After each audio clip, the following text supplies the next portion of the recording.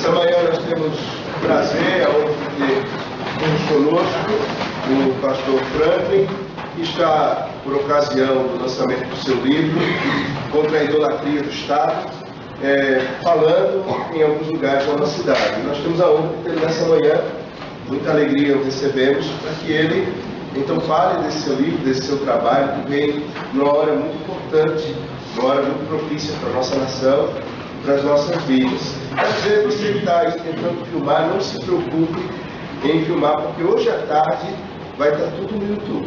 O seminário tem um canal no YouTube, você vai poder pegar lá a palestra e todo esse momento vai estar gravado lá, tá bom? Então, que o Senhor nos abençoe, o pastor Franklin tem o tempo que for necessário. A gente disse até 11h15, mas é todo dia que a gente tem o Senhor conosco. Então, fique à vontade, adentre, não tem problema. Se perdermos a próxima aula, na verdade nós ganhamos. Então, fique à vontade com o tempo que for necessário para cá. Irmãos, bom dia. É um privilégio estar de volta aqui no Seminário Presbiteriano do Norte. Fico muito honrado de ter esse momento agora de manhã com vocês. Só para explicar o que nós vamos fazer aqui eu quero falar um pouco sobre o livro, uns 10 minutos mais ou menos, e depois oferecer dois vislumbres aí de pontos que eu trato no livro. Um é tentar deixar claro para vocês aqui o que seria esquerda e direita, à luz do debate atual, e depois tratar mais ou menos aí, nos 10 minutos finais, as diferentes formas de se lidar com o mundo que cristãos têm abraçado. Então eu vou tentar contrapor a visão fundamentalista, conectada aí com uma tradição importante aí no meio protestante brasileiro, à visão reformada da relação com o mundo. Então, em linhas gerais, só para dar um pano de fundo para vocês aí, esse aqui é o livro, Contra a Idolatria do Estado. Ele é composto de 4 partes, dividido aí, cada parte em 2 capítulos. A primeira parte eu trato em aspectos bíblicos da relação do crente com o Estado. Na segunda parte eu trato de questões conceituais, vou trazer um pouco disso para vocês daqui a pouco. Na terceira parte eu trato de questões, agora sim, propriamente teológicas. E na última parte, questões práticas ligadas à nossa postura diante do Estado, da atual conjuntura. Na primeira parte, eu tento trabalho 2 livros, o livro de Esther e o livro de Romanos, um livro do Antigo Testamento e outro livro do Novo Testamento, tentando entender o que a gente pode aprender deles diante da nossa ligação com o Estado e com a política. Então, no livro de Esther, vocês conhecem a história, mas o que eu tento destacar no livro de Esther é qual é o tipo de característica que a gente deve buscar em cristãos que estão inseridos no palácio, no centro de poder. Então eu trabalho um pouco Mordecai, ou Mardoqueu, dependendo da tradução que você está usando, Esther, e um ponto que eu tento destacar é a necessidade de, na esfera pública, nós não usarmos a linguagem do culto, a linguagem cristã.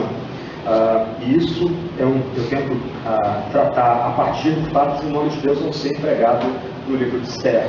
Então, meu ponto aí, que eu vou desenvolver depois uma nota de rodapé do capítulo 6, é que aqueles que são inseridos na esfera pública, eles devem agir motivados pela fé, em ligação com a comunidade, eles devem ter mentores talentosos, assessores talentosos para ajudá-los, mas aqueles que militam na esfera pública, eles devem usar uma linguagem que seja comum a todos.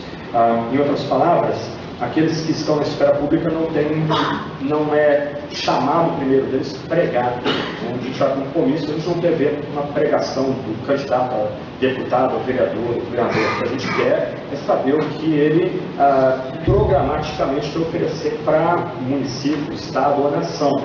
Então, o meu ponto no livro de Esther é tentar distinguir as diferentes linguagens, a linguagem do culto, da adoração, da linguagem na esfera pública.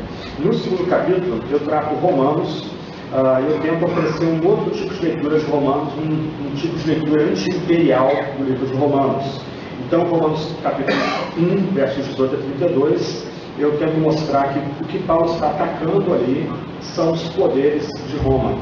O que ele faz logo na sua sessão de abertura, quando ele começa a tratar da nossa depravação total, nossa incapacidade total, o que Paulo faz é um ataque direto aos poderes constituídos. Quem adorava homens, quadrúpedes, aves e répteis naquele contexto? próprio Império Romano. Você vai em qualquer museu sério no exterior que trate do mundo romano, o que chama atenção para a gente são as estátuas dos imperadores. Ele botava Augusto era deificado, sua esposa foi deificada, Cláudio foi deificado. Em vida eles eram adorados como Deus, já mortos eles eram adorados e homenageados como Senhor e senhores e deuses de Roma. As águias eram símbolos de poder imperial das legiões romanas. O arco-íris levava aquelas águias quando as legiões marchavam pelas fronteiras do Império, simbolizando o alcance do poder imperial. Aquelas águias eram veneradas como símbolos de poder, poder divino do próprio imperador. As legiões carregavam seus escudos, aves e quadrúpedes e répteis como sinais das suas legiões. Como os regimentos de autoridade, as legiões tinham um nome, tinham seu cognome, e elas tinham como seus símbolos escorpiões, javalis, elefantes, entre outros animais. Então, Paulo, em Romanos capítulo 1, 18 e 32, ele não escreve um texto abstrato. O texto dele é concreto, que qualquer cidadão romano que ouvisse conversas de feira a respeito dos pecados da casa imperial, ele conectaria de forma imediata aquela passagem com o que está sendo escrito. Eu preguei essa passagem à luz desse tipo de interpretação na Fiel, alguns anos atrás, e no meio da pregação eu li um trecho de Suetônio, a Vida dos Césares, descrevendo os pecados, as taras de Nero. E eu li a descrição que o Suetônio faz da forma como Nero se relacionava com sua mãe, a forma como Nero matou sua esposa, a forma como Nero trouxe um escravo que lembrava muito sua esposa, mandou castrar aquele escravo e tornou aquele escravo mulher dele. Eu li, e o Suetônio não poucos detalhes, bem gráficos. Eu li esse texto ao lado de Romanos capítulo 1, versos 18 a 32, quando Paulo começa a descrever as consequências da idolatria, em termos de pecados concretos. Foi bem interessante a resposta dosós ali, das pessoas ali reunidas ali, porque fica evidente que Paulo ele oferece um tipo de mensagem altamente subversiva. Paulo usa a linguagem que era típica da correspondência imperial, Filho de Deus, Senhor, Evangelho, e ele ressignifica essa linguagem agora em outras categorias, calcadas todas na mensagem do Antigo Testamento. Então, quando Paulo vai escrever Romanos 13, aquela passagem não pode ser isolada do restante do livro inteiro. O que Paulo está lembrando é que a autoridade é ordenada por Deus, isso é a autoridade nunca absoluta. Paulo já delimita o alcance daquela autoridade, o alvo dela é recompensar o que faz o bem, valorizar o bem, punir o mal, e por isso a gente paga imposto com uma série de condicionais que vão delinear qual é a autoridade ideal que Paulo tem em mente. E o ponto interessante é que Paulo ele evita usar as palavras típicas do mundo político romano. Ele não diz, o imperador é... Perdão, vou tirar o som aqui. Está conectado e está entrando mensagem chata. Paulo está usando a linguagem típica do poder do meio romano, não diz o imperador é ordenado por Deus, ele não diz os senadores são ordenados por Deus, cônsules são ordenados por Deus, ele simplesmente fala de autoridades. Então, o que Paulo faz em Romanos 13 é, uma vez sendo criticados pecados e idolatria associados à casa imperial, ele lembra que pós-queda ainda é necessário algum tipo de autoridade para recompensar o bem e punir o mal. Então, Paulo ali está referindo a tendência, um tipo de anarquia. Bom, já que os poderes imperiais são descritos dessa forma, então vamos partir para a rebelião, a gente não precisa servi-los, a gente precisa honrá-los. Aí Paulo vai dizer, não, calma aí, tem uma autoridade ordenada por Deus e ela é ordenada para premiar ou recompensar o que é bem feito, as boas coisas são feitas, mas do outro lado ela pune o ímpio. E aí a questão da espada ali é punição mesmo, não tem como interpretar de outra forma. Um ponto interessante, agora a gente vai publicar um texto sobre 1 de Pedro, que geralmente tem sido empregada junto com Romanos 13 para justificar um tipo de postura crítica ou de fuga de crítica do Estado. Então, nesse texto que eu publiquei agora de manhã no meu Facebook, eu digo o seguinte: Pedro, segundo a maior parte dos intérpretes, escreve de Babilônia / Roma. E a palavra rei em Roma era abominável.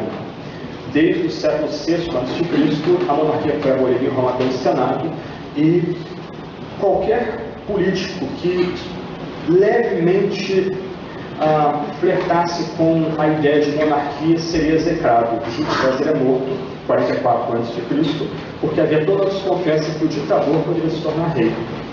Por que Pedro usa 2 vezes a palavra rei em 1 de Pedro 2? Ele está escrevendo em um contexto que despreza a monarquia. Me parece que Pedro, sendo um perito, um expert em Antigo Testamento, alguém que conhecia profundamente o Antigo Testamento, ele introduz essa expressão também como uma crítica aos poderes imperiais, tendo em mente a noção do rei veterotestamentário, aquele rei que é segundo Davi, um tipo de rei ideal. Então, o que Pedro faz também, segundo 1 de Pedro capítulo 2, não é nos oferecer um tipo de texto que justificaria nosso silêncio ou passividade diante de governos autoritários ou totalitários. Pedro, ele já embute no seu texto uma crítica ao império, mas não à autoridade em si. Então, eu coloquei lá na internet, você pode ler depois no perfil do Facebook, texto um pouco maior, estou tentando pontuar essas questões ligadas a 1 de Pedro. E, de certa forma, esse é um diálogo que eu tento travar no meu Facebook, porque muitos que me leem são fundamentalistas, gente de background fundamentalista, que entende que você não pode criticar o Estado, você não pode protestar, você não pode fazer greves por razões justas, você não deve se meter com a questão de esfera pública.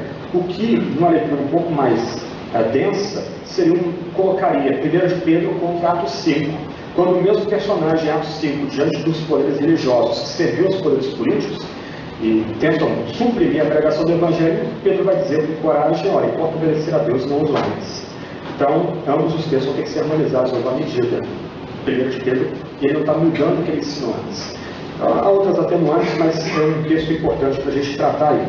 Na segunda parte, eu ofereço algumas questões conceituais, chamadas espectro político, que vai ser direita, esquerda, 2 pontos que eu toco levemente neles, mas não trato com mais profundidade, são os outros quadrantes do espectro político. Geralmente nós pensamos de forma binária, apenas esquerda e direita, quando na verdade o espectro político é um pouco mais vasto. Eu tento pensar em um tipo de quadrado, em que você tem esquerda e direita de um lado, com as graduações devidas, e do outro lado você tem o libertarianismo e autoritarismo, que é conectado às juntas militares que dominaram o país na década de 60, América Latina, Japão, década de 30 e 40, etc. e tal. Então, no 3º e 4º capítulo, eu tento mostrar como a gente tenta entender esses debates aí, esses vocábulos políticos, como alguns deles foram distorcidos para tentar equalizar o mal sem par das ditaduras do século XX, etc. E no terceira sessão, capítulos 5º e 6º, no capítulo 5º eu trato da resistência ao nazismo na Segunda Guerra Mundial. A gente não pode tirar o mérito de gente como Karl Barth, Dietrich Bonhoeffer, ortodoxos, mas que resistiram ao nazismo, isso não pode ser tirado deles. Para aqueles que acham que podem ser liberais, citando Karl Barth, eu até registro aqui um debate de Barth com um teólogo luterano que apoiava o nazismo, e Barth trata aos gritos aquele teólogo luterano, dizendo: você crê em outro Deus, você crê em outro Senhor, você é de outro espírito. Então, para aqueles que acham que podem ser liberais, referenciando-se em Karl Barth, eles não entenderam Barth e não tem realmente uma leitura mais profunda e mais densa daquele teólogo alemão. Ele acabou sendo expulso da Alemanha das críticas que ele fez ao nazismo. Ele era professor em Bonn, naquela altura, década de 30, enquanto Bonhoeffer migrou para os Estados Unidos e entendeu que ele só teria direito a reconstruir a Alemanha, ou participar da reconstrução da Alemanha após a guerra, se ele voltasse para a Alemanha. Ele voltou para a Alemanha para servir agora como um duplo espião, servindo o serviço secreto militar na Abwehr, entregando informações sigilosas e dialogando com contatos aliados na Segunda Guerra Mundial. Ele acabou perdendo a vida por estar indiretamente implicado na Operação Valkyrie, a tentativa de assassinar Hitler em 20 de julho de 1944. Esse é um ponto que geralmente causa um certo desconforto entre cristãos, especialmente quando a gente lembra, por exemplo, que o Klaus von Stauffenberg, o homem que carregou a mala para tentar matar Hitler, era católico, e o mentor dele, Henning von Treskov, era luterano. E só que se a gente começa a estudar, também na época da Reforma, os textos políticos que os reformados começaram a escrever, e se você volta a Tomás de Aquino, Pedro Lombardo, por exemplo, você já vê uma tradição de tiranicídio. Cristãos do passado cuidadosamente elaboraram princípios de quando seria lícito matar um rei tirano para poupar uma nação. E a tragédia da Segunda Guerra Mundial é que mais gente morreu entre julho de 44 e maio de 45 do que todos os meses anteriores. A Alemanha perdeu Pomerânia, Silésia, 1 milhão de alemãs foram estupradas pelos exércitos comunistas que invadiram a Alemanha oriental, na tragédia sem par naquele país, talvez a sociedade mais avançada da Europa no começo do século XX. E no último capítulo, ainda nessa sessão, no outro capítulo, eu tento tratar de princípios que os cristãos têm que aderir. Então, usando dois temas que são caros para a tradição reformada, a teologia do pacto e a noção do federalismo. Eu usando autores do passado, eu aplico isso à esfera política. Então, eu tento mostrar que o cristão consciente, ele não é seduzido por totalitarismos ou autoritarismos. Ele é alguém que vai defender a divisão de poderes, legislativo, executivo, judiciário. Ele é alguém que vai lutar pela liberdade de expressão, liberdade de imprensa, liberdade de reunião. Ele vai lutar pelos princípios justos e bons da Constituição. Ele entende que sem uma carta que regule nossa vida, a gente vai cair para a barbárie, a gente se torna um país ilegal.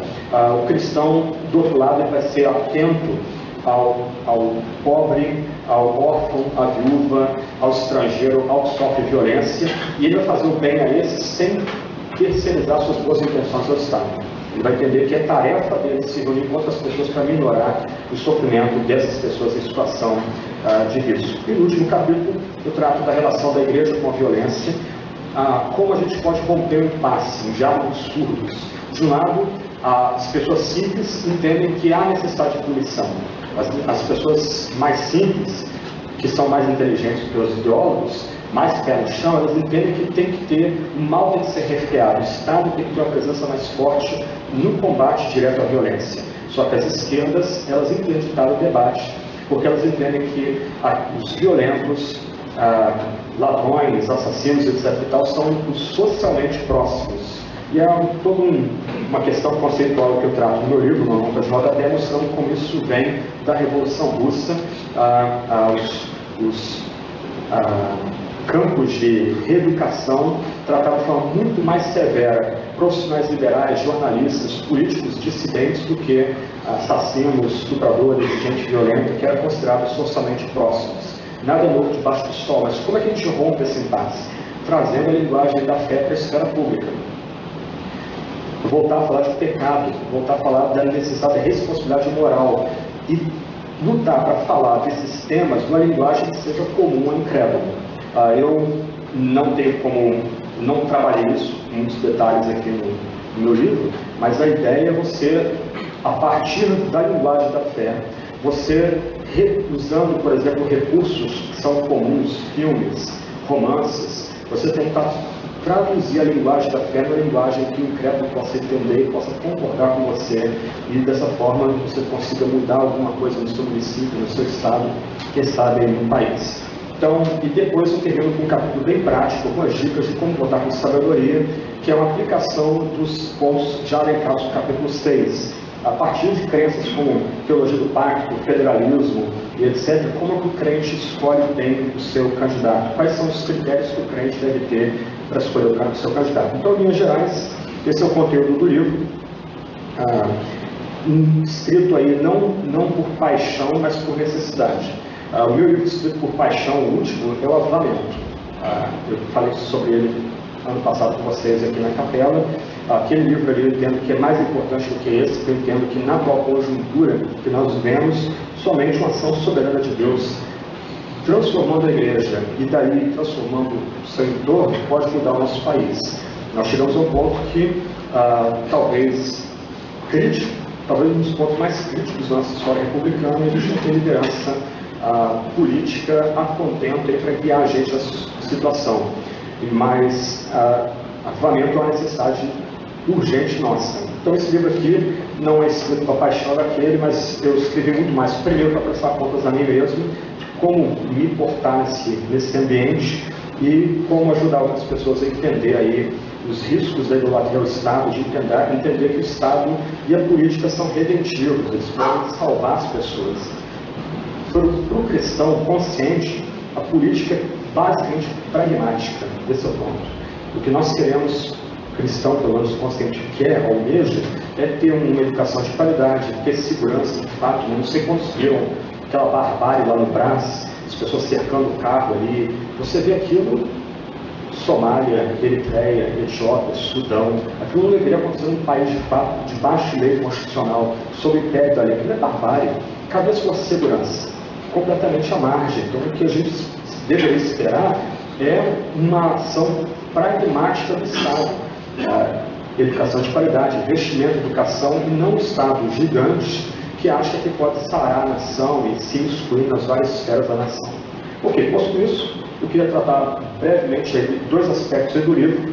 Primeiro aí um aspecto mais conceitual, vamos ver se eu consigo acertar isso aqui. É simples? Aí avançou.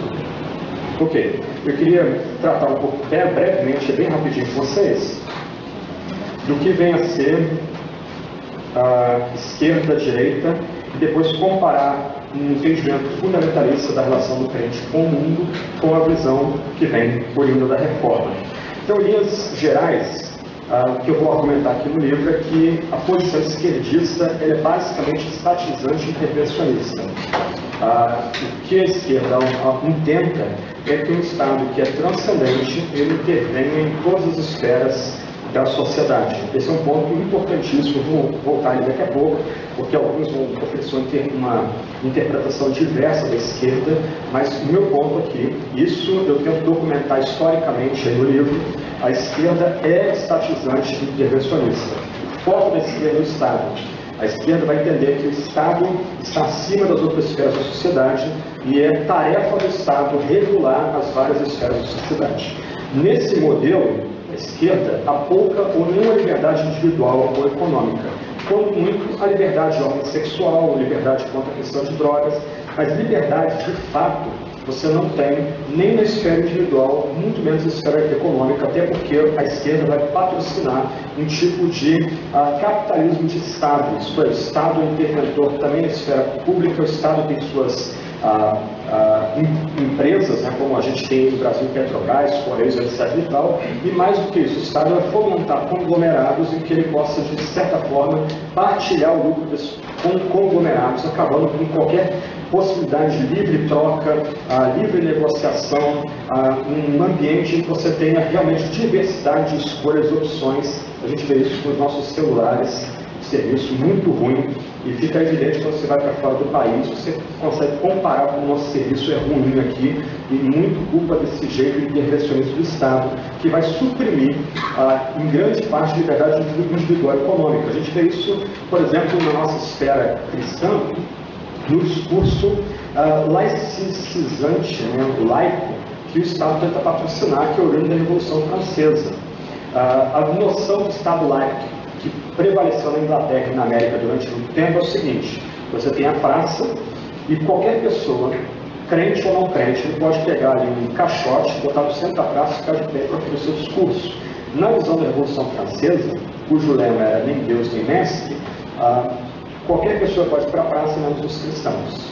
E que se for celebrar alguma atividade, tem que ser a senhora a razão, mas não Deus, porque Deus e religião são do lado do opressor, do lado dos poderosos. Então a gente tem que suprimir a liberdade pública da fé cristã. E do outro lado, o Estado começa a criar uma série de leis para colocar a igreja em maus lençóis. E não sei quantos estão acompanhando os debates lá nos Estados Unidos, o estado da Geórgia, o estado de Carolina do Norte, onde deputados evangélicos eles querem promulgar leis em que cristãos eles possam livremente, sem nenhuma coerção, dizer que eles não querem participar de cerimônias civis, união de pessoas do mesmo sexo, ou práticas de aborto, etc. e tal, e há toda uma briga do outro lado de progressistas e esquerdistas querendo evitar o debate e boicotar os estados onde isso passa. Então, Geórgia não passou esse tipo de lei, Carolina do Norte passou, então vários famosinhos, vários artistas como a Bruce Springsteen cancelando shows, e a Disney, por exemplo, na Geórgia, ameaçou não filmar mais um filme da Marvel na Geórgia, se a Geórgia promulgasse esse tipo de lei de proteção à igreja. Então, na visão antiga, a separação de igreja e Estado era para proteger a igreja. Hoje, a separação de igreja e Estado, especialmente no âmbito progressista e esquerdista, é dar ao Estado poder sobre a religião ou sobre a igreja, cerceando e privatizando e empurrando para a periferia a fé. O Estado ou partido ganha uma dimensão transcendente, agindo para estabelecer ou estender seu domínio ideológico sobre todas as esferas da sociedade. Então, esse é o ponto ligado à esquerda. Você pode passar? Aí me ajuda. Pode? Aqui, passa. Acho que é melhor. Pode avançar mais um slide, por favor. Então, aí você tem um gráfico tentando ilustrar o que é o modelo de esquerda. Então, você tem o Estado transcendente, ele está acima, hierarquicamente, ele está acima do resto da sociedade. Você tem as várias esferas, família, escola, artes, igreja, trabalho, e o Estado querendo controlar cada uma dessas esferas. Ok? Então, o Estado determinando como são as relações familiares, os limites das relações familiares, lei da palmada, por exemplo. O Estado se mistura numa questão privada. O Estado determinando o currículo de escola. Então, um amigo meu, eu ouvi, não aparece sobre a questão de ideologia de gênero, ele começou a mostrar um monte de imagens que acho que nem adultos deveriam ver, né, mas para crianças aí de 10, 11, 12 anos, bem gráficas as imagens. Ele chamou a atenção da gente para que aquelas imagens estavam presentes em livros de história, geografia e de ciência. As mesmas imagens em três disciplinas diferentes. Então, o Estado tirando da família um aspecto importante e transferindo para a escola esse aspecto. E esse é um problema para nós aqui. A escola hoje como um ambiente de doutrinação, para criar cidadãos, não mais um espaço para oferecer conteúdo, dar discernimento, etc. e tal. O Estado patrocinando a arte, lei do Arnet, e um debate interessante que vocês podem ter na área de ética cristã é uma arte patrocinada pelo Estado em arte. Esse é um ponto importante.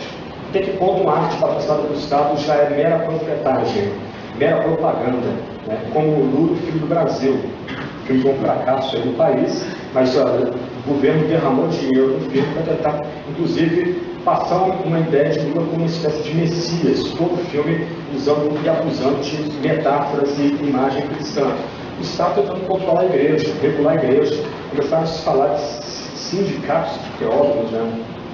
Eu deixaria de ser teólogo tranquilamente para não entrar num negócio desse, mas a ideia toda, é sério, a ideia toda por trás é o Estado tentar regular e cercear. Eu dou muito graças a Deus pela Igreja Presbiteriana do Brasil manter os seminários independentes do MEC. Algumas pessoas podem reclamar dessa opção, mas isso é libertador para vocês. A ciência teológica se desenvolvendo sem tutela estatal, sem comando, sem o Estado tentando determinar que cadeiras vão entrar, quem pode lecionar, quem não pode lecionar. O estudo tem que ser plural, o estudo tem que ser transconfessional, o estudo tem que ser focado na imanência divina e não na transcendência divina, esse tipo de bobagem. Como Calvart dizia, né, já que você tem ele, a ciência da religião e teologia envergonhada. Né? Então, o Estado tentando controlar a igreja, tentando regular as questões trabalhistas. Eu postei no meu Facebook um dia desse uma pergunta: será que já não chegou uma hora para a greve geral, paralisação total do país? Na nossa cabeça, e muitos leitores interagindo comigo, para eles a greve geral só pode acontecer por meio de sindicatos. Mas comece a estudar greve geral, por exemplo, na Argentina, na época da Cristina Kirchner, péssima memória. Começa a estudar greve geral na Ucrânia. Quem tem Netflix aqui, filminho obrigatório para o fim de semana antes do domingo. Inverno em Chamas, Winter in Fire. O título não é traduzido, mas é um documentário da Netflix, legendado, e tem, acho que em português também, como jovens ucranianos travaram a Ucrânia durante quase 3 meses, pagaram um preço altíssimo para depor um presidente que queria fechar o país, impedir livre comércio com a Europa e conectar a Ucrânia com a Rússia. Impressionante documentário, especialmente para você notar como católicos, judeus, rabinos e imãs muçulmanos apoiaram os jovens depois dos adultos e reservistas militares foram para a praça principal de Kiev para protestar contra o governo e não pararam, mesmo derramando sangue, até derrubar o governo. A ideia de greve geral no estrangeiro para pressionar o governo não passa pelas relações trabalhistas, não passa pela tutela estatal, é um acordo de patrão e empregado para parar o país, literalmente fechar a torneira de carga tributária ou de impostos que o governo recebe de circulação de bens e produtos. Então, o que a esquerda tenta é ver o Estado ou partido como transcendente, o Estado e o partido governando e controlando cada uma dessas esferas aí. O estatismo é o cerne da esquerda, e esse conceito é mais amplo que a ênfase na igualdade e justiça social. Por exemplo, o Bobbio, eu cito dele aqui na nota de rodapé, que vai enfatizar que o que marca a esquerda é a busca por uma sociedade igualitária. Mas a pergunta que ele não faz, e a gente tem que fazer, é, para a esquerda, quem que iguala os desiguais? Para a esquerda, quem vai igualar os desiguais é o Estado, que é transcendente, o Estado que é hierarquicamente acima da sociedade. Então, o cerne da esquerda é o estatismo e não a questão de igualdade ou justiça social. O estatismo preconiza a intervenção e atuação intensa do Estado nas várias esferas da sociedade e se impõe sobre estas sem considerar se as pessoas não aprovam a sua estrutura ou não votaram a favor dela. Você pode trazer à mente aí os debates sobre desarmamento. O não venceu, mas não levou tantas as regras foram criadas para cercear um direito constitucional que é a legítima defesa. Isso é um ponto importante aí. Então, a ideia do estatismo é que ele vai simplesmente passar como um trator, mesmo sobre pessoas que não são, não têm nenhuma simpatia pelas bandeiras da esquerda. E aqui o debate é desigual. Eu vou chegar daqui a pouco na definição de direita, mas o que a direita vai afirmar é o indivíduo contra o estatismo. Quem conhece um pouco mais de filosofia, o debate por trás aqui é o debate do uno e do múltiplo, né? Do um e dos muitos, mas para a direita o foco está no indivíduo, nas liberdades individuais, na capacidade do indivíduo fazer escolhas morais responsáveis, etc. e tal. Na esquerda, o foco está no Estado que vai passar por cima do indivíduo. Então, um debate desigual. E você vê isso direitinho no debate sobre porte de armas, que eu me lembro, né? Então, o indivíduo diz, eu gostaria de me defender, eu quero ter o direito de me defender. Aí o esquerdista diz, não, isso é monopólio do Estado, você não pode se defender. Então, um é o indivíduo querendo afirmar a si mesmo, e o outro, o Estado passando por cima do indivíduo. E aqui um ponto polêmico tem me gerado algumas, eu tenho visto algumas reações muito engraçadas, que variam do ódio aos palavrões. O meu ponto aqui, tanto o comunismo como o nazismo são socialismos.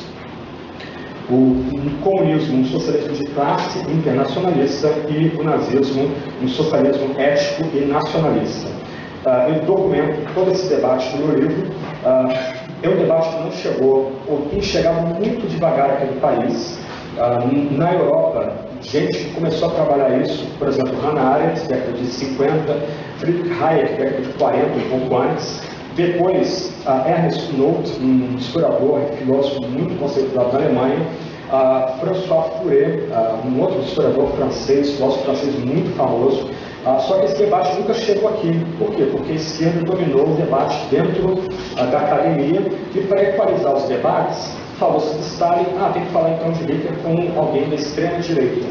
E a pergunta que tem que levantar aqui é o seguinte: como é que um sistema político que privilegia o indivíduo pode degenerar num totalitarismo? Não dá.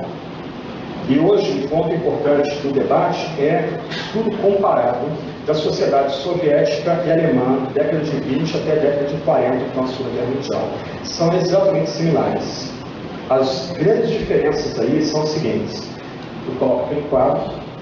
O comunismo, ele é um tipo de socialismo de classe, o que ele quer igualar os desiguais, foco aqui basicamente no proletário, enquanto o nazismo é um socialismo racialista, o que ele quer privilegiar uma raça pura, uma etnia completamente pura. Do outro lado, o comunismo é um tipo de socialismo internacionalista, e a gente vê bem isso direitinho nos debates aqui no Brasil, entre pró-impeachment e contra-impeachment. Uns são vermelhos, outros verde e amarelo. Então, os vermelhos, eles entendem que são parte de algo maior, um tipo de organização rival da igreja, porque é internacional. E, do outro lado, o nazismo, um tipo de socialismo nacionalista, todo centrado na nação. Eu mostro algumas coisas curiosas aqui no meu livro, que quando a Alemanha invade a União Soviética, o discurso de ambos vai mudar. Isso é interessante. Para a União Soviética conseguir contra-atacar o nazismo, ela vai abraçar um tipo de linguagem nacionalista. Até hoje, a Segunda Guerra Mundial é conhecida na União Soviética não como Segunda Guerra Mundial, como a Grande Guerra Patriótica. Então, todo o discurso agora de amor à pátria, amor à nação, tem que ser usado pelos comunistas para tentar aglutinar as nações, juntamente de repúblicas soviéticas, para fazer frente ao nazismo. Do outro lado, eu documento isso, na medida que a maré da guerra vira contra o nazismo tem que se tornar uma força internacional. Inclusive, árabes, muçulmanos se filiando às vezes da NSS, na Segunda Guerra Mundial, trata disso aqui no nota de rodapé. Agora, um outro ponto importante, diferença entre nazismo e comunismo, ambos são revolucionários, só que o comunismo se entendia, antes de Gramsci, como um movimento revolucionário beligerante, que era tomar o poder por meio da guerra aberta. E foi assim por Lenin, foi assim por Stalin, etc. Pol Pot, Mao Tse-tung, etc. O nazismo perdeu o processo revolucionário por meio das armas em 1922, no chamado Putsch de Munique, na Baviera. As forças de segurança acabaram com o nazismo, bateram nos nazistas, atiraram deles, botaram todo mundo em cadeia. Hitler vai tentar tirar o poder pela via democrática e assim ele faz.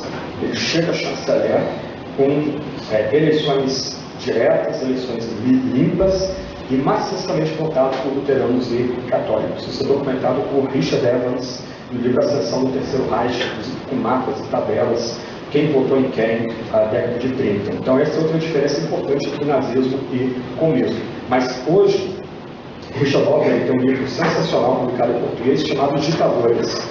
Ele compara em 10 níveis a sociedade soviética e a sociedade nazista. Ambos são mal sem par. Ambos são gêmeos, ambos são estado espelho. Não podem ser tolerados. O cristão, então, ele não tem nenhuma paciência, nem com o autoritarismo, geralmente conectado com juntas militares, muito menos com experimentos totalitários.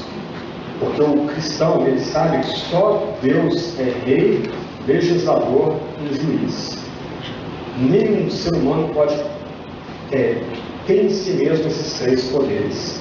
E isso foi legal os reformados do século XVI e XVII a já debater a divisão de poderes. Isso não vem com Montesquieu, com os franceses lá do século XVIII, que os teóricos políticos franceses fizeram foi secularizar princípios que foram debatidos por franceses, escoceses, alemães no século XVI e XVII, dentro do campo reformado, aplicando as noções de pacto e federalismo à esfera política, ao debate político. Okay? O que é a direita? A direita vai privilegiar a liberdade individual e econômica e a garantia dos direitos individuais, sendo os limites o respeito à vida, à propriedade e liberdade dos demais. Isso aqui é doideira para a gente. Porque a nossa matriz, para tornar a situação mais complicada, nossa matriz é antiliberal. Nossa matriz portuguesa é autoritária. Nossa alma é autoritária. Nós nunca experimentamos um governo, entre aspas, de direita, liberal, para usar a linguagem europeia, que é diferente da linguagem americana. Isso é um problema complicado, mas nos Estados Unidos liberais são os esquerdistas. Mas na Europa e no Brasil, o liberal repulsa, o direitista deveria ser liberal. Isso é, o que ele quer é o Estado que respeite a liberdade individual, a liberdade econômica, os direitos individuais, respeito à vida, à propriedade, etc. e tal. Para nós isso aqui é totalmente novo, é doido isso aqui. Nós entendemos o que é o conservadorismo, mas necessariamente o conservadorismo não é liberalismo. Nós temos presidentes profundamente conservadores em usos e costumes e profundamente intervencionistas. Aliás, um ponto que eu tento documentar aqui é que a política econômica dos militares é essencialmente a mesma política econômica do PT. O ideólogo mesmo, que é o Neto, keynesiano, intervencionista. Não há diferença nenhuma da visão dele de política. E eu cito até aqui uma frase de Ernesto Geisel, que era luterano, nosso primeiro presidente evangélico do país general, que ele vai dizer que ele deplora a noção de liberalismo e de democracia, que isso é uma ficção, que isso não cria uma nação, quando na verdade Estados Unidos, Inglaterra, Holanda, Suíça foram todos calcados desse tipo de modelo aqui. Quando você vai para fora do país, você vai andar nos Estados Unidos, e aí você descobre que o americano tem carteira de identidade e que se o governo tentar passar uma lei obrigando as pessoas a ter carteira de identidade, o país acaba. O O governante que tentar obrigar os americanos a ter carteira de identidade é arrastado pelas ruas pelos pés. Por quê? Porque para eles uma premissa básica é a liberdade individual. Você não tem que provar que você é você, o Estado tem que provar quem é você. Quando o americano vem para o Brasil tentar abrir seu negócio e começa a peregrinar por cartório, é até vergonhoso você explicar para ele o que é cartório. Porque isso não existe num país que privilegia liberdades individuais, direitos de propriedade, etc, etc. Então, o ponto aqui, o outro, pode levar mais um aí, outro aspecto, então, do quadro político é a direita, onde o indivíduo tem primazia sobre Estado, família, escola, artes, igreja e trabalho. Não Estado, nem mesmo Deus, para colocar aqui, nesses termos, mas o indivíduo. Okay? Então, o indivíduo, ele tem a primazia sobre todas as esferas da criação.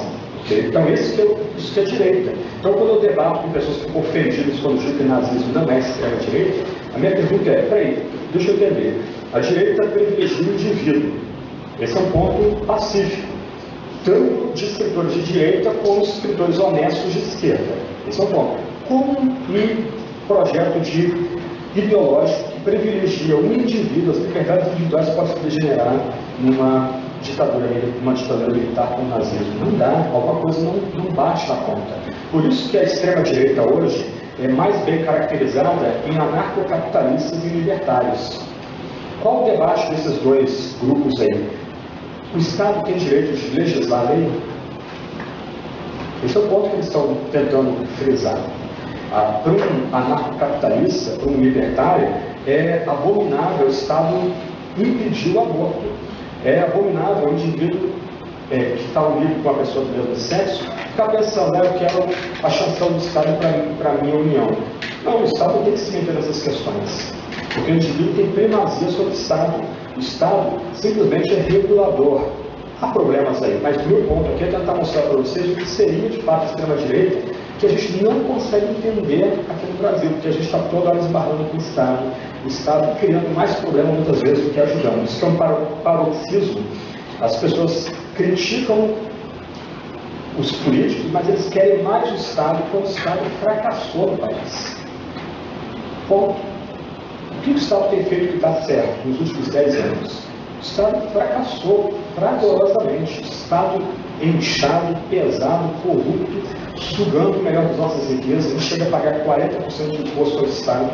E aí, como é que a gente age? Como é que a gente se posiciona? E aqui tem uma alerta, gente. Vários de vocês chegaram no seminário novos. Isso não é um problema. Mas vocês chegaram aqui com 17, 18, 19 anos. Pouca bagagem de vida. Vocês, talvez, alguns de vocês nunca trabalharam, nunca abriram empresa, nunca foram contratados CLT, nunca contrataram pessoas CLT, nunca investiram o seu sustento, ou parte do seu sustento, para abrir o seu próprio negócio. Quando você vai para o mundo real, você começa a ver que o Estado é um entrave, o Estado é um problema. E o risco de pastores muito jovens se encantarem com a esquerda se dá, porque aparentemente é uma conversão de linguagem. Só que aí, quando você tem que pastorear profissões liberais, você trava. Você não tem como lidar com eles, você não sabe lidar com eles, porque eles estão vivenciando as dificuldades que é esbarrar no Estado em todo momento, a cada momento. E aí você tem, como alguém generalizou, você tem de um lado intelectuais que não estão com os pés no chão, mas eles têm toda a receita para tornar a sociedade feliz e bonitinha, e do outro lado pessoas que estão lutando dia a dia para tentar sobreviver, sendo esmagadas pela tutela do Estado. E para quê? Para os nossos políticos saquearem o país, quebrarem o país. Ok. Então, mais um slide aí. A extrema esquerda, então, podem ser associados o comunismo e o nazismo. Eu estou pensando em termos de gradações partidárias. A centro-esquerda e a centro-direita são considerados de centro. O conservadorismo e o liberalismo econômico, que defende a liberdade de mercado e uma restrição de intervenção estatal sobre a economia, são associados à direita. E a extrema-direita pode se relacionar com o movimento americano Tea Party, que é inclusive contra o Banco Central. Eles querem acabar com o FED. Eles entendem que o Estado não pode nem mesmo tentar regular o mercado, ou intervir no mercado mesmo que pontualmente. Isso que é extrema-direita, porque eles vão privilegiar o indivíduo e vão levar essa ênfase dos filhos nas suas consequências. E é um desafio que a gente vai tratar isso biblicamente. Qual é a loucura que a gente vê aqui no Brasil? A direita não é representada por nenhum dos 35 partidos que existem no Brasil, talvez com exceção do Novo, que surgiu agora recentemente. Todos os principais partidos políticos brasileiros são esquerdistas ou antiliberais, inclusive o PSDB, popularmente conhecido como Partido Só de Banana. Cara piada, ok. Eles são social-democracia. Quem tem o mínimo de honestidade intelectual e ouve Fernando Henrique, ou lê Fernando Henrique, ele é a social-democracia europeia, a terceira via, todo conectado com a social-democracia que os esquerdistas e gente de extrema esquerda no Brasil elogiam lá fora, mas aqui dentro repudiam e tratam como se fosse direita. Né? A maioria dos partidos políticos brasileiros são esquerdistas ou antiliberais. A maioria dos partidos é de esquerda ou de extrema esquerda. Quando pressionados a mostrar resultados concretos, os esquerdistas vão destacar certos sucessos da social-democracia europeia, mas não vão perder a oportunidade de atacar centro-esquerda brasileira, rotulando de direitista, conservadora ou reacionária. O que acontece aqui é a chamada estratégia da tesoura. Então, você tem os partidos de extrema esquerda, como PSOL, ou PSTU, né, Partido da Causa Operária, Partido Socialista da Causa Operária, né, que é minúsculo, irrelevante, né, e PSOL só existe no Rio de Janeiro e Porto Alegre, não tem penetração em outras grandes capitais do país, então eles são a extrema esquerda. A extrema-direita é rotulada como DEM ou como PSDB, um centro de direita, outro centro-esquerda, e aí quem que entra como centrão, como partido moderado? O PT, que na verdade a matriz dele toda é gramsciana. No meu livro, aqui no capítulo, inclusive ligar as bases ideológicas de cada partido, os principais partidos brasileiros. Então você tem partidos que são leninistas aqui no Brasil, maoístas, partidos conectados com a extrema esquerda. Para eles, o muro de Berlim não caiu ainda. Acho que eles estavam fazendo alguma coisa em 11 de novembro de 1989 e viram o muro cair. E, gente, a capa do meu livro aqui tem um símbolo nazista, um símbolo comunista. Quem vai no leste europeu hoje toma um susto. Bulgária, Hungria, Polônia, Letônia, é terminantemente proibido qualquer exposição de símbolos nazistas e comunistas, porque eles viveram mal sem par. Eles viveram debaixo de um regime totalitário onde não havia liberdade alguma. Estuda sobre a União Soviética. Por onde esse regime passou, essa ideologia passou, só foi escombros. Vai a Moçambique, Angola, passeia pelo leste europeu, as pessoas não querem mais saber, fora um ou outro, as pessoas não querem mais saber esse tipo de regime ou de ideologia, elas ficaram escaldadas. No meu livro aqui eu trato da relação de Barth com os crentes da Hungria e na República Tcheca, e é impressionante o choque de teólogos reformados simpáticos ao socialismo com o rosto humano, quando os tanques soviéticos do Pacto de Varsóvia rolaram primeiro sobre Budapeste e depois sobre Praga. O choque deles ver o socialismo real, não a utopia que era vendida por Moscou, mas o socialismo real em ação. E a gente vê na América Latina, Venezuela. Um amigo meu foi pegar na Venezuela e ele tirou foto de fila das pessoas para comprar pão na padaria. Cada pessoa só pode comprar 2 pães. Você tem que levar seus parentes, você não pode usar desculpa, estou comprando para o meu parente. Você tem que levar seus parentes para a fila. Cada pessoa só pode comprar 2 pães por dia.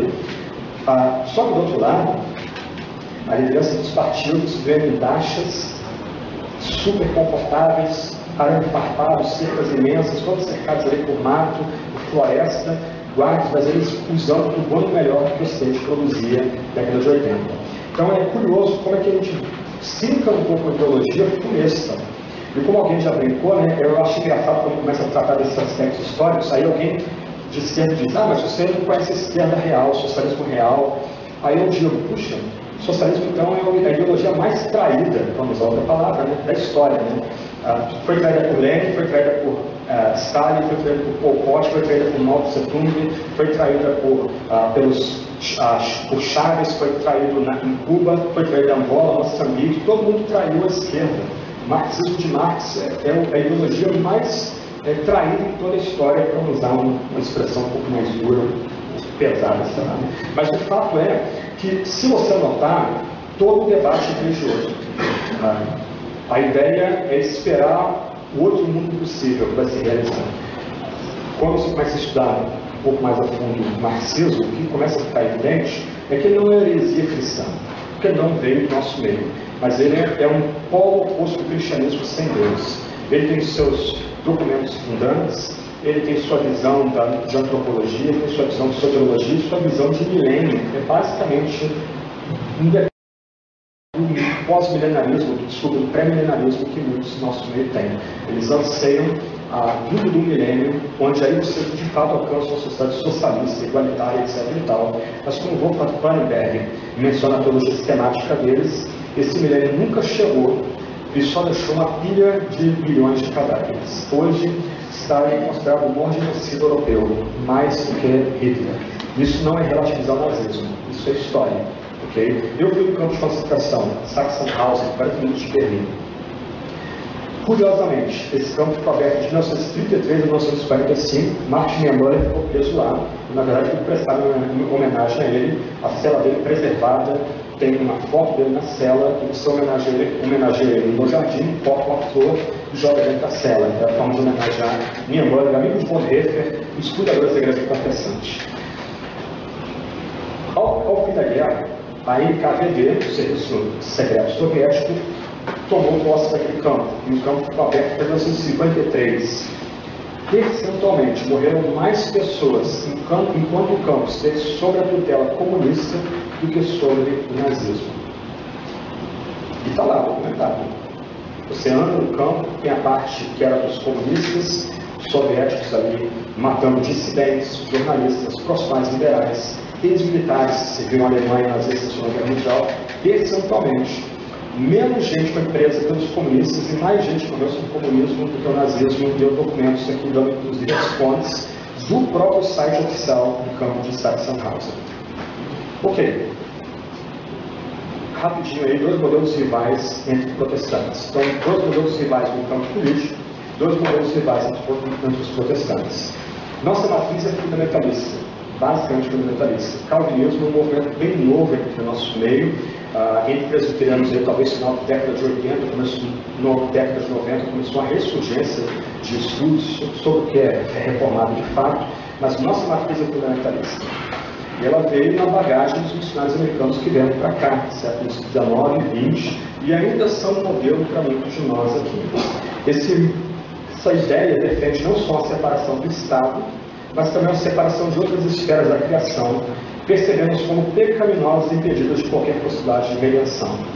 Então, o fundamentalismo entende que Deus age na igreja e todas as outras esferas são campos de ação satânica. Isso aí vem desde a década de 20. A ideia é que o cristão vai perder seu tempo trabalhando na esfera artística, dando aula, sendo um político. Ele tem que suportar sua vocação no mundo, que é o campo que jaz do maligno, mas a igreja é o seu lugar de refúgio, a igreja é a sua fortaleza, a igreja onde ele vai encontrar realização se ele se integrar nos ministérios daquela comunidade. E com isso, nós ficamos sem defesa contra as ações do Estado nas outras várias esferas. Esse aqui é o pensamento fundamentalista. Um ponto que volta e meia me perguntam, especialmente no Facebook, ou afirmam, melhor dizendo, mas a Bíblia ensina que a gente não deve protestar. A Bíblia ensina que a gente não deve criticar o governo. Eu pergunto, qual a base bíblica? Romanos 13, 1 Pedro 2. Opa, você está lendo o texto na sua inteireza e no seu contexto maior? E como é que você lida, por exemplo, com Deus levantando Jeú para acabar com a casa de Acabe e Jezabel? Como é que você lida, por exemplo, com o povo protestando contra Roboão? Pergunta muito provocadora. Como é que você lida, dialogando com fundamentalistas, com o fato de que Deus honra as duas parteiras que mentem deliberadamente para Faraó para salvar os pequeninos? Aqui há todo um debate que retroage a Bonhoeffer se agentes do mal merecem ouvir a verdade. E como é que lida com isso? Aí a argumentação é muito interessante, né? Não, a gente escuta as palavras de Jesus. Aí eu não quero ser deselegante, mas eu penso, puxa, será que eu estou usando a Bíblia com as palavras de Jesus em vermelho? Será que Jesus está falando com toda a Sagrada Escritura, a voz de Cristo ecoando toda a palavra como nosso único soberano profeta? Mas eu quero mostrar para pessoas nesse campo aí, que são muitos no país, tanto no campo conservador, batista, presbiteriano, mas também pentecostal, que a Bíblia não trata o Estado como absoluto. Só Deus é absoluto, só Deus é rei. E já na Sagrada Escritura há base, inclusive, para a desobediência civil. Eu ouvi Duda falando 3 semanas atrás, acho que é isso, a gente passa dos 40 e a memória não é mais a mesma. Mas ele não aparece nem Deus com desobediência civil. Muito interessante o espanto, tanto dos esquerdistas como dos fundamentalistas. E ele tentando embasar biblicamente o fato de que o crente, em determinados momentos, ele pode, de forma pacífica, se rebelar contra o Estado e criticar o Estado. Porque a nossa tradição, a tradição reformada, gente, nós somos a tradição que decapitou um rei pela primeira vez na história da Europa, Carlos I. Foram presbiterianos do Congresso mais que assassinaram a sentença de morte daquele rei. Por quê? Crime de lesa pátria. O rei perdeu a guerra civil, foi derrotado pelo novo exército modelo Oliver Cromwell, perdeu. Só que os puritanos não queriam abolir a monarquia. Só que o que o Carlos I fez? Ele escreveu cartas para o rei da França, pedindo para os franceses invadirem a Inglaterra e reinstaurarem a monarquia na Inglaterra, no seu primo francês, e ele promete que se os franceses fizerem esse movimento, a esposa dele era católica, ele traiu o catolicismo de volta para a Inglaterra. Quando as cartas são interceptadas por espiões ligados ao parlamento, as cartas são levadas aos parlamentares, pastores presbiterianos congressionais, fica claro ali um crime de lesa pátria, ele é decapitado por um crime de lesa pátria, para o horror de toda a Europa. Pela primeira vez na história, um rei decapitado por reformados, por pais espirituais nossos. Quando, da Revolução Americana, o rei Jorge III diz mais ou menos o seguinte: os malditos presbiterianos tocaram fogo na minha colônia predileta. Quando os colonos em Boston invadem navios ingleses e jogam os chás no mar, eles fazem aquele protesto a partir de um entendimento bíblico.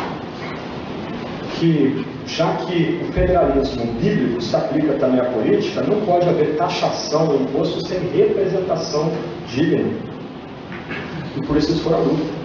Dos 10 regimentos do exército colonial, 9 eram comandados por presbiterianos ou congregações calvinistas. Havia um regimento inteiro só de presbiterianos, era o chamado regimento negro, porque os pastores iam com toga para o campo de batalha para pregar para os soldados antes de ir para lutar contra os ingleses, contra a tirania inglesa. E nós perdemos isso, esse tipo de tradição, esse tipo de ênfase, que é da nossa tradição reformada, simplesmente foi perdido por conta da noção fundamentalista aí, de separação radical das esferas. Para encerrar, o modelo rival do modelo reformado, que é o que eu vou mapear em 2 capítulos aqui no livro. A visão cristã reformada da sociedade não se centraliza no indivíduo e no Estado, mas na soberania das esferas, nas quais muitas e diferentes instituições funcionam debaixo de Deus. Avancei um pouquinho. Então, para a teologia reformada, Deus é o Supremo, Deus é o único Rei. Nós adoramos só Ele. O Estado para nós não é... Ele é importante, o Estado, a política é importante, dá adrenalina sobre política, mas a política nunca é salvadora, nunca é redentiva. Só Deus é o único Rei, só Deus é o único Senhor, só Ele salva. E Ele ordena a esfera do Estado, da família, da escola, das artes, da empresa de trabalho, e essas esferas não são hierárquicas. Esse é um ponto importante. O que distingue a visão reformada da própria visão católica, que é subsidiária no Estado, ele está acima de Deus, o Estado e as outras esferas. Para a tradição reformada, que é plural, liberal, democrática, o Estado é importante. Mas o Estado não é redentivo, o Estado não tem poder de salvar, o Estado não tem poder de igualar pessoas. Quando o Estado quer igualar pessoas, ele comete genocídios. O que o Estado tem que fazer, pelo menos o bom Estado, é dar oportunidade para as pessoas crescerem socialmente. Coibir a violência, trazer a paz social, investir em educação de forma pesada, trabalhar a saúde, 3 áreas vitais que são completamente negligenciadas nos nossos países. O Estado tem dinheiro para tudo, inclusive para patrocinar com o seu imposto ou imposto marchas LGBT. Mas o Estado não tem dinheiro para pagar de forma digna professores, que são a base. A educação é não doutrinação, mas a educação, de fato, é a base da sociedade. Uma sociedade que não é educada não tem como se defender do Estado, trator. O Estado que é intervencionista. Então, essa é a visão reformada da sociedade. Nesse sentido, O crente reformado não é nem de esquerda nem de direita. Ele é crítico da intervenção estatal, mas por causa de teologia do pacto, teologia federal, ele também vai ser crítico do individualismo exacerbado. Porque Deus é trino, de alguma forma vai haver ordem na sociedade, mas também vai haver a valorização do indivíduo e ênfase nas liberdades do indivíduo. Aliás, um dos primeiros tratados de liberdade de imprensa, talvez até onde já foi o primeiro tratado de liberdade de imprensa, foi escrito por um puritano esquisitão, John Milton, no século XVII. O esquisitão tinha umas visões teológicas meio equivocadas, só descobriram 200 anos depois da morte dele. Para todos os efeitos, ele era ortodoxo enquanto vivo. Depois descobriu que ele era ariano e outros problemas mais. Autor do Paraíso Perdido. Mas ele é o primeiro homem no Ocidente, a partir da esfera cristã reformada, a defender a liberdade de imprensa no Ocidente. Todos nós aqui se levantaram para defender a liberdade de expressão, a liberdade de imprensa, liberdade do jornalista poder fazer o seu trabalho investigativo sem a presença ou opressão do Estado. O jornalista tem que revelar suas fontes. O Estado está satisfeito? Vá investigar fontes, mas ele não tem como coagir o jornalista a dar suas fontes. E a gente tem que ter uma palavra para isso também. Ok, uma frase final aí, vem de Kuyper, ele diz: na expressão total da vida humana, não há nenhum sentido quadrado acerca do qual Cristo, que é o único soberano, não declare isso é meu. Então essa aí é a frase que sintetiza essa ênfase reformada: Deus, único Rei, Deus, único Senhor, comandando todas as esferas da realidade. Eu tento desenvolver esse ponto no meu livro aqui. Uma questão para encerrar é o seguinte: eu não tento oferecer aqui a minha visão de política no livro. Algumas pessoas vão ver, vão pegar ali as entrelinhas, vão acabar sacando com a minha visão política. Mas, de outro lado, o que o cristão tem que lutar é por uma sociedade de fato plural. Tirando as extremas esquerdas da equação, da social-democracia, até mesmo, em alguma medida, os libertários, eles são todos posições legítimas do espectro político. E, de alguma medida, já que Deus se revela na criação, haverá algum tipo de verdade, algum nível de verdade entre cada um desses pontos do espectro político. Uma palavra provocadora, uma questão que é central no debate hoje no Brasil, é a questão das bolsas.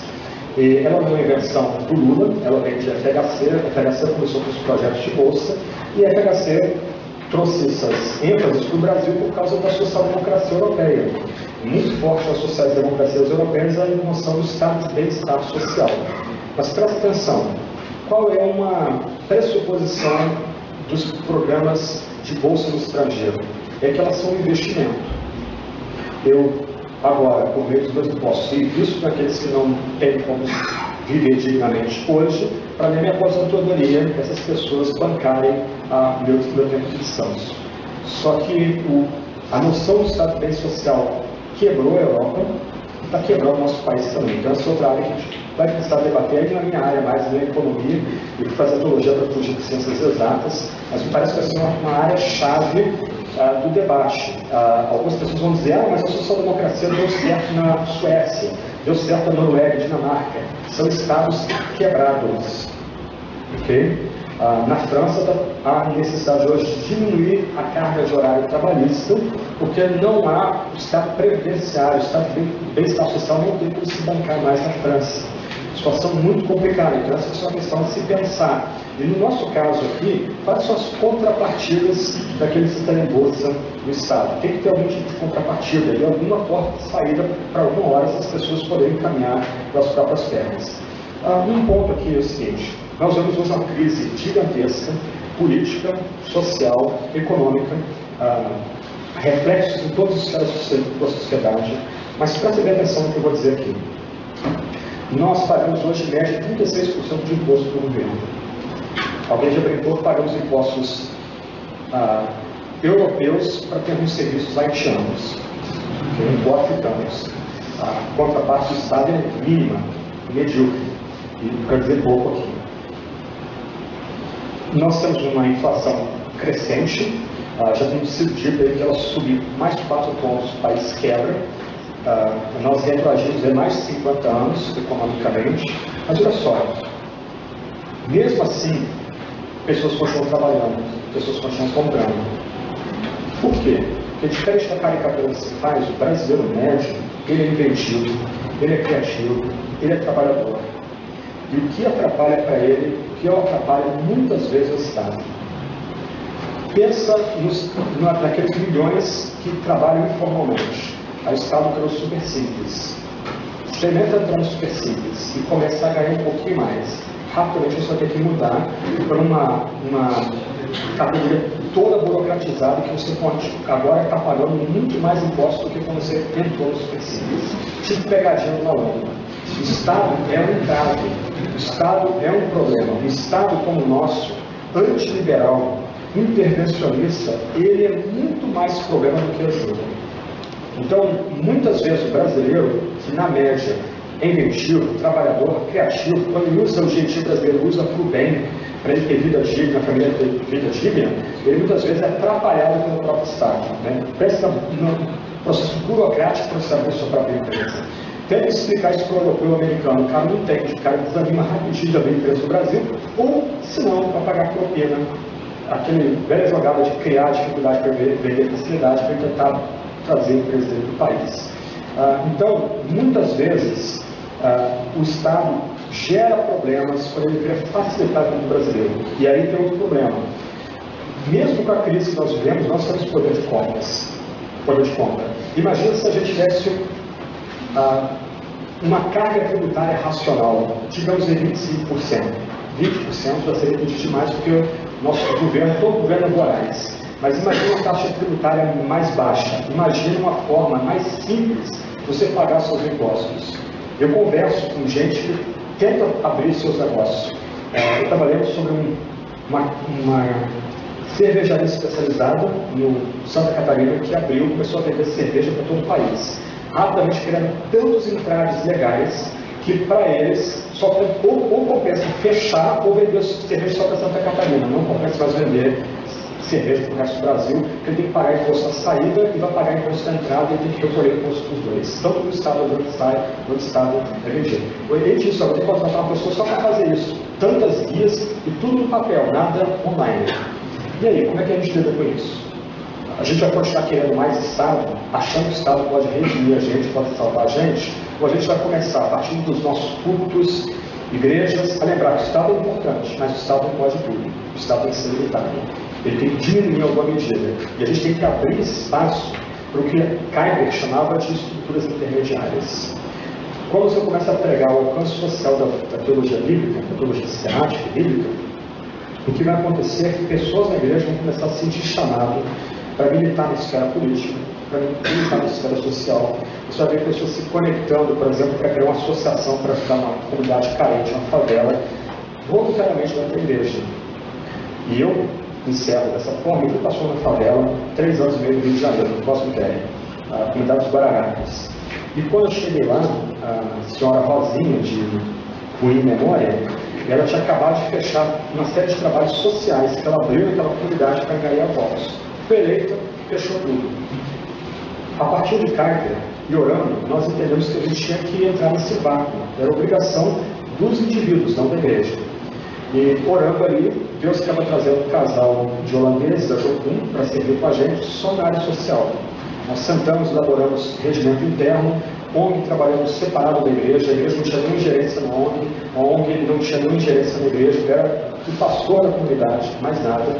E no final de um ano, nós tínhamos uma ONG ali oferecendo 10 cursos, contratando crentes, até mesmo de outras igrejas para servirem aqueles cursos, sem critério estatal. Nós fomos a iniciativa privada, alguns das pessoas da ONG foram a iniciativa privada, e eram computadores da iniciativa privada. A iniciativa privada pagou o curso para um dos rapazes, um adolescente na época, que hoje trabalha na Petrobras, consertando o computador e da assessoria de informática do presidente da Petrobras. Ele começou a fazer um curso num banco de informática para dar aula de informática na ONG, na comunidade carente. Como fazer bem, sem a tutela do Estado. Como ter boa educação sem a tutela do Estado. E aí nosso papel é esse, é cagar no fio da navalha. Deus ordena a autoridade, mas Deus delimita o alcance dessa autoridade. A gente não deve alimentar a idolatria do Estado, a gente não deve alimentar o culto do Estado. Reconhece o Estado, mas não o culto a ele. Só o culto a Deus, só a glória entregada a Deus. Que Deus abençoe. Posso orar?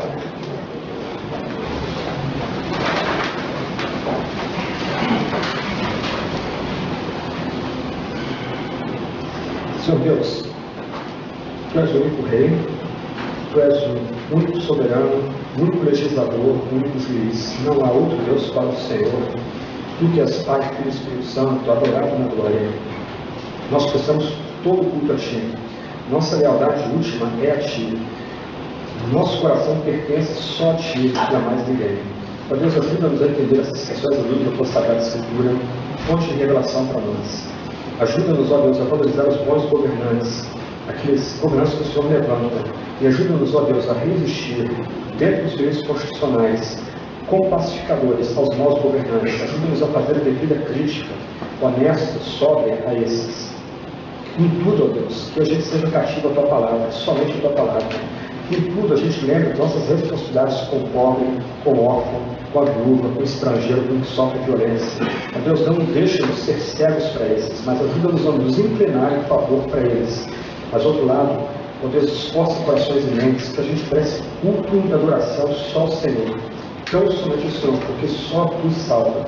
Em nome de Cristo que oramos. Amém. Amém.